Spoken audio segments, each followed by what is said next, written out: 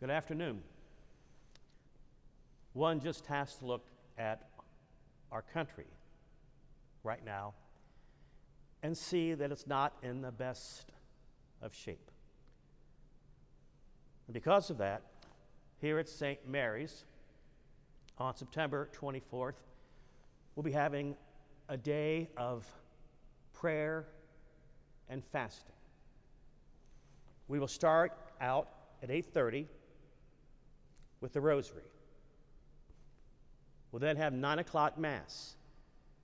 When Mass is finished, we're of adoration until 7 o'clock in the evening, which will be concluded with benediction. You may take part physically here in the church, wearing your masks, being socially distant, and when you leave, we ask you to simply clean the pew that you were sitting at. It also will be streamed, so you can watch it at home or perhaps at work. Or if you don't want to do that, just simply say a prayer to yourself for the country. There'll be more information ahead in our bulletin, website, and newsletter. I wish to conclude by reading this proclamation by the 16th President of the United States, Abraham Lincoln. It goes as follows.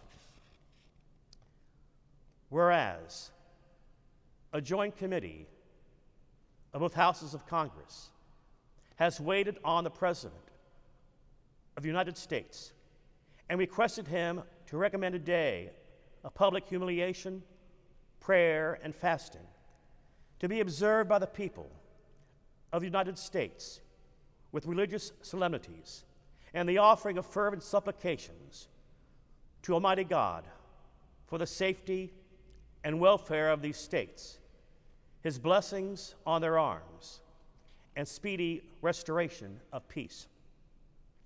And whereas it is fit and becoming in all people, at all times, to acknowledge and revere the supreme government of God, to bow in humble submission to His chastisements, to confess and deplore their sins and transgressions, and the full conviction that the fear of the Lord is the beginning of wisdom, and to pray with all fervency and contrition for the pardon of their past offenses and for a blessing upon their present and prospective action.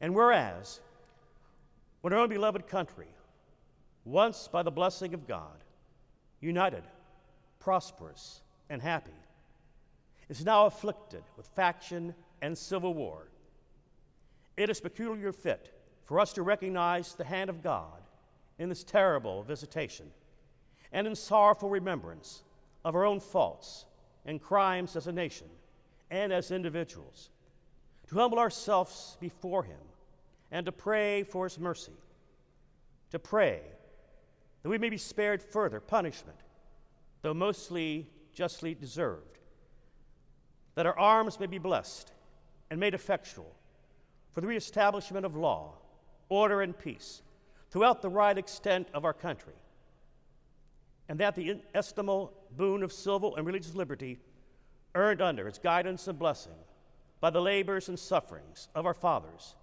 may be restored to all its original excellence. Therefore, I, Abraham Lincoln, President of the United States, do appoint the last Thursday in September next as a day of humiliation, prayer, and fasting for all the people of the nation.